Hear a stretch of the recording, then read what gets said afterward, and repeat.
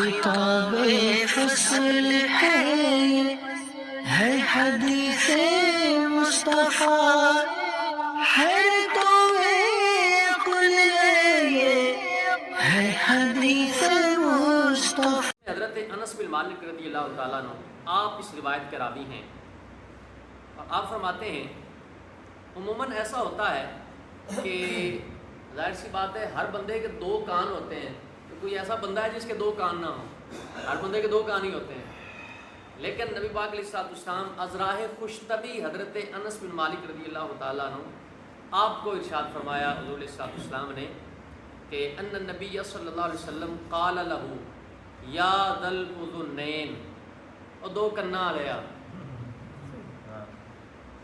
اے دو کانوں والے، حالانکہ دو کان تو سب کے ہوتے ہیں، تو یہ وہ بات ہے جو اپنی جگہ سچ بھی ہے اور ایک خوشطبی بھی ہو گئی کہ یا ذل اذنین، اے دو کانوں والے۔ ایک صحابی تھے، دوسری روایت بیان کر رہا ہوں اب، یہ روایت بھی حضرت انس بن مالک سے روایت ہے۔ ایک صحابی تھے تو ان کے پاس ایک چھوٹی سی چڑیا ہوتی تھی جسے وہ اپنے پاس سنبھال کے رکھتے تھے، تو وہ کسی وجہ سے فوت ہو گئی۔ ان کی کنیت تھی ابو عمیر، اور عربی میں چڑیا کو کہتے ہیں نغیر، دونوں ہم وزن ہیں۔ یہ اس کی وجہ سے پریشان ہو گئے، چڑیا فوت ہو گئی، مر گئی، تو یہ اس کے ساتھ کھیلا کرتے تھے، اس کو اپنے پاس رکھا کرتے تھے، وہ فوت ہو گئی۔ اب یہ غمزدہ ہو گئے، پریشان ہو گئے، تو نبی پاک علیہ السلام ان کو فرمانے لگے یا ابا عمیر ما فعل النغیر، اے ابو عمیر تیری نغیر کا کیا ہوا، تیری نغیر کا کیا بنا، یعنی ایسا جملہ بولا جس سے جو سامنے والا بندہ ہے وہ قدر تلذذ حاصل کر رہا ہے، اس سے راحت حاصل کر رہا ہے کہ اے ابو عمیر تمہاری چڑیا کا کیا بنا۔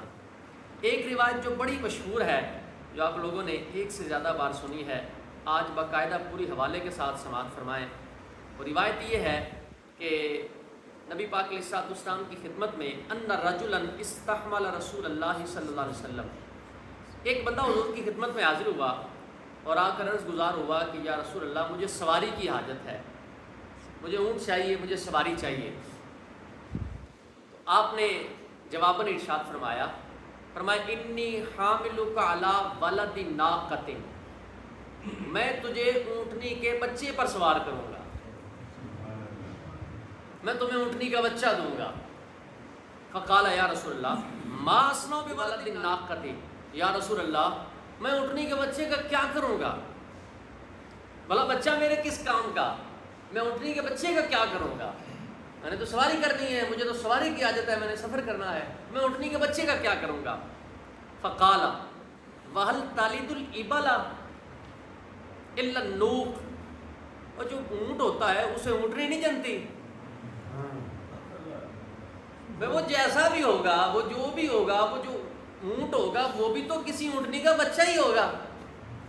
تو یہ جو بات نبی پاک علیہ السلام نے ان صاحب سے فرمائی تو وہ ایک خوش طبی کے طور پر ارشاد فرمائی کہ اگلے بندے کا جی بھی خوش ہو جائے، اور یہ آپ کی شان اور آپ کا یہ رتبہ تھا کہ آپ ایسی کیفیت نہیں کہ آپ خوش طبی فرما رہے ہیں تو سامنے والے کی دلداری ہو رہی ہے، یا اس میں جھوٹ ہے، یا اس میں کوئی فحش گوئی ہے، یا اس میں کوئی بہودہ پن ہے، بلکہ ایک روایت میں تو صراحتاً یہ فرمان موجود ہے، اور یہ شمائل ترمذی ہی میں موجود ہے، جس میں حضرت ابو ہریرہ رضی اللہ تعالیٰ عنہ آپ راوی ہیں، فرماتے ہیں کہ کچھ صاحبوں نے نبی پاک کی خدمت میں عرض کی یا رسول اللہ انک تداعبنا، حضور آپ ہم سے خوش طبی فرما رہے ہیں، آپ ہم سے مزاح فرما رہے ہیں، یعنی مزاح وہ چیز ہوتی ہے کہ جس میں جھوٹ نہیں ہوتا، اگلے کی دل آزاری نہیں ہوتی، اور جس کو ہم اردو میں عموماً مذاق کہتے ہیں، تو اس کا جو حال ہوتا ہے وہ تو ہمارے سامنے ہے کہ کیا حال ہوتا ہے۔ تو نبی پاک علیہ السلام نے ارشاد فرمایا فقال نعم، ہاں میں تم سے خوش طبی کر رہا ہوں، لیکن غیر انی لا اقول الا حقا، میں جو کہتا ہوں میں حق ہی کہتا ہوں، حق کے سوا میں کچھ نہیں کہتا، کر میں خوش طبی رہا ہوں، مزاح کر رہا ہوں، لیکن میں اس میں بھی حق بات بیان کر رہا ہوں، میں اس میں کوئی ملاوٹ نہیں، آمیزش نہیں، جھوٹ نہیں، بہودہ پن نہیں، یہ چیز اس میں بیان نہیں کر رہا۔ ایک اور روایت ہے جو آخری روایت ہے، اور اللہ کرے ہم نبی پاک علیہ السلام کی اس ادا کے صدقے ہم کم از کم لوگوں کی دل آزاری سے باز آئیں. جہاں 5-4 دوست اکٹھے رہتے ہو نا، تو اکثر یہ دیکھا گیا ہے کہ وہاں اگر 4 دوست ہیں تو 3 ایک طرف ہو جائیں گے اور ایک غریب اکیلا بچ جائے گا. اب اس اکیلے کی خیر نہیں ہے. ظاہر ہے جہاں 5-7 لوگ ہیں اس میں سے ایک آدھا بندہ ذرا شریف ہوتا ہی ہے. یہ الگ بات ہے کہ اس کی ایک رگ بکھری ہوتی ہے، یہ بھی ایک الگ معاملہ ہے. لیکن بہرحال یہ جو 4-5-3 اکٹھے ہو کے کسی ایک کے پیچھے چڑھ دوڑنا یہ مناسب نہیں. اور بالخصوص مذاق میں بھی ہم کسی دینی چیز کی توہین نہیں کر سکتے، مذاق میں بھی ہم جھوٹ نہیں بول سکتے، مذاق میں بھی ہم ایسا اقدام نہیں کر سکتے کہ جس سے ہمارا نامہ اعمال کالا ہو. آئیے روایت سنیں اور اپنے ایمان کو تازہ کیجیے. چنانچہ حضرت حسن رضی اللہ تعالیٰ عنہ، یہ حسن سے مراد حضرت امام حسن بصری ہیں، ان سے روایت ہے. یہ تابعی بزرگ ہیں. آپ کو پہلے بھی یاد ہوگا، میں نے آپ کو 1-2 بار یہ باقاعدہ بتایا ہے کہ یہ وہ صاحب ہیں کہ جنہوں نے نبی پاک علیہ السلام کے گھر میں بچپن گزارا ہے.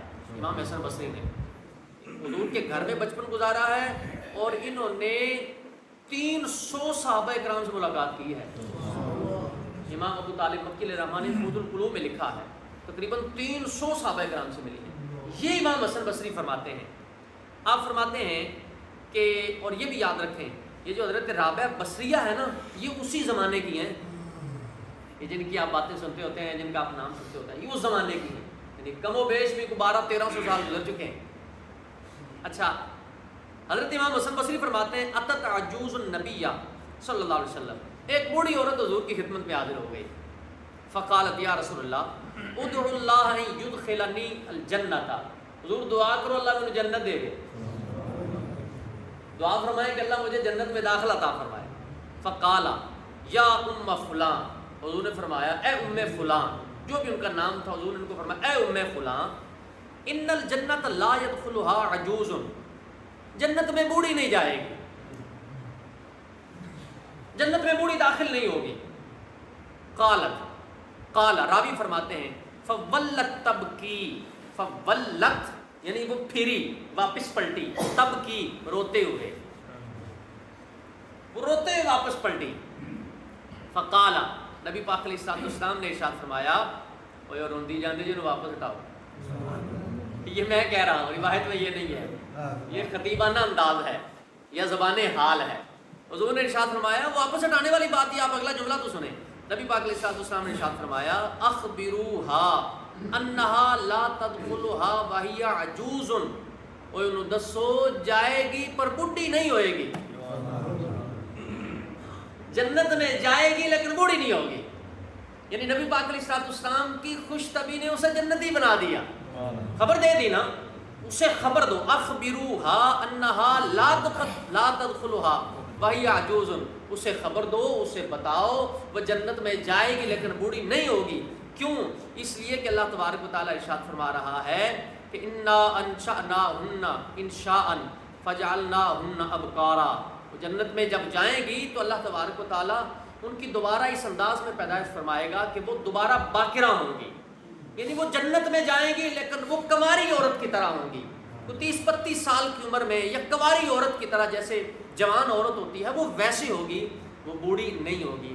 تو آپ دیکھیں نبی پاک علیہ السلام نے خوش طبعی فرمائی ہے، مذاق فرمایا ہے، لیکن وہ ایسا ہے کہ اس میں کتنی بڑی خوشخبری ہے، کتنا بڑا سکون ہے، کتنا بڑا چین.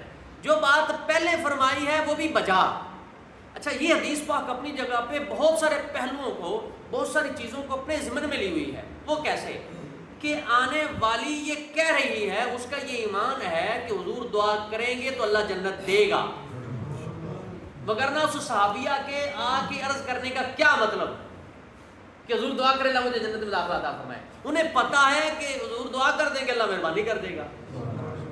ٹھیک، اور پھر حضور نے فرمایا تو وہ واپس بھی جا رہی ہیں.